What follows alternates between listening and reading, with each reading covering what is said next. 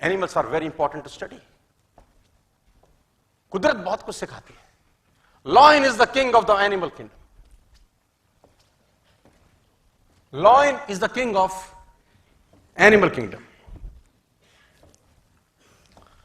A lion is not the tallest animal in the jungle.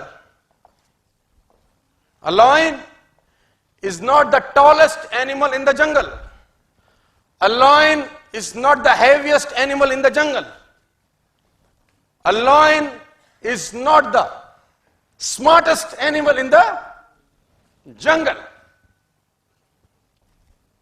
ना सबसे ऊंचा होता है, ना सबसे भारी होता है, ना सबसे ताकतवर होता है, और ना ही सबसे इंटेलिजेंट होता है. Still lion is the king. Still lion is the king. इसका मतलब बड़ा सिंपल है, डिटेल में समझाता हूं. आपको जिंदगी में कामयाब होने के लिए ना तो स्मार्ट होना जरूरी है, ना इंटेलिजेंट होना जरूरी है, ना पढ़ा लिखा होना जरूरी है, ना बहुत क्लेवर होना जरूरी है, ना बहुत बुद्धिमान होना जरूरी है, क्योंकि लॉयन के पास ये एक्टिविटीज नहीं है. Still he is the king. Lion is not tall as giraffe, not heaviest than a elephant, not clever than a fox. Still he rules the jungle. और समझना पड़ेगा कि ऐसा क्यों है. क्योंकि lion has a attitude. Lion has a attitude. इसका attitude बड़ा शानदार है. समझाता हूं, समझिए.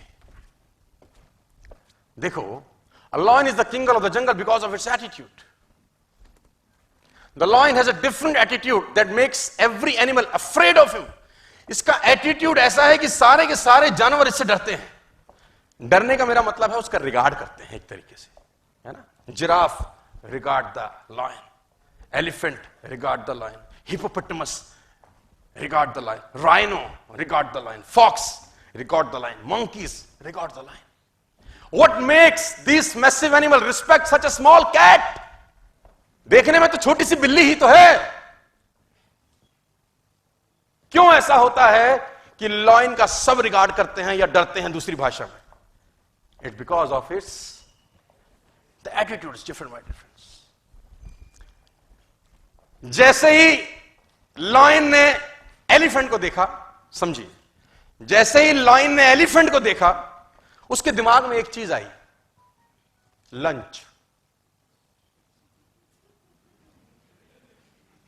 जैसे ही लॉयन ने एलिफेंट को देखा, उसके दिमाग में एक चीज आई, लंच. जबकि लॉयन से एलिफेंट 10 गुना एटलीस्ट भारी है. लॉयन से एलिफेंट 5 टाइम्स बड़ा है. और एलिफेंट अगर एक पंजा मार दे तो लॉयन मर सकता है.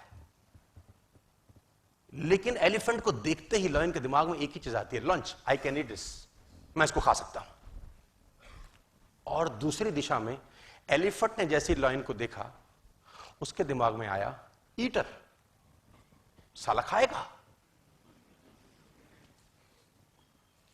उससे भारी है, उससे ताकतवर है, उससे बड़ा है, बस उसको लगता है कि ये खा जाएगा. और लॉयन जब एलिफेंट को देख के सोचता है लंच, तो वो उसी तरीके से एक्ट करता है और एलिफेंट उससे घबराता है. मैं बताना चाहता हूं sir, army of sheep led by lion will beat the army of lion led by sheep. है ना. भेड़ों की फौज को अगर शेर लीड करे तो वो उस फौज को हरा सकती है जिसको भेड़ लीड कर रही है, लेकिन फौज शेरों की है. It's all about attitude my difference. हाथी ताकतवर है, भारी है, एक पंजा मारे लायन को मार सकता है, लेकिन उसकी खोपड़ी में लायन को देख के आता एक ही है, ईटर, आया मारेगा खाएगा. और लायन की खोपड़ी में आता है मेरा लंच है. It's all about believe system. उसको बिलीव है अपने ऊपर कि मैं उसको मार दूंगा.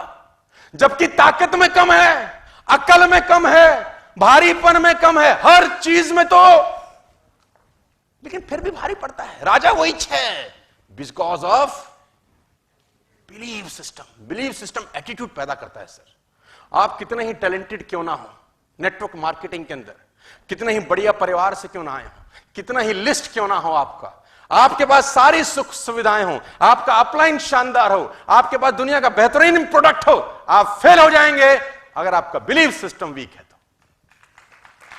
आपका बिलीव सिस्टम वीक है तो आप फेल हो जाते हैं। और आपके पास कुछ सुख सुविधा नहीं है, no seminar, no trainings, no products, not a good company, आप साला दूर जंगल में काम कर रहे हैं, लेकिन आपका बिलीव सिस्टम अच्छा है, उससे एटीट्यूड अच्छा होता है, आप काम कर जाते हैं। It's simple philosophy. नेचर बहुत कुछ सिखाती है। मैं बार बार एग्जांपल देता हूं। Before 1964 it was a myth कि कोई भी आदमी 1 मील की यात्रा 4 मिनट से पहले में नहीं कर सकता।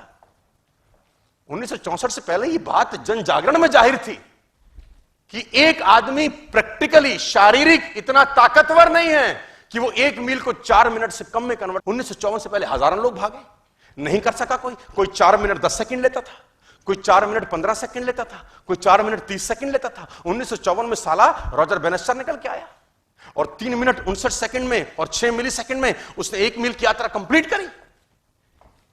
उसको बिलीव था कि मैं कर दूंगा, बाकी लोगों को लगता था नहीं हो सकता। मजे की बात तो यह है कि 1964 में जब रॉजर बेनेस्टर ने किया, उससे पहले किसी ने नहीं किया। लेकिन आज जब मैं आपसे बात कर रहा हूं 29 जून 2019 को, मेरे जानकारी के मुताबिक 5 लाख से ज्यादा लोग ऐसे होंगे जो 1 मील की यात्रा 4 मिनट से पहले कंप्लीट कर चुके होंगे। Even school going kids, school में जाने वाले बच्चे कर गए।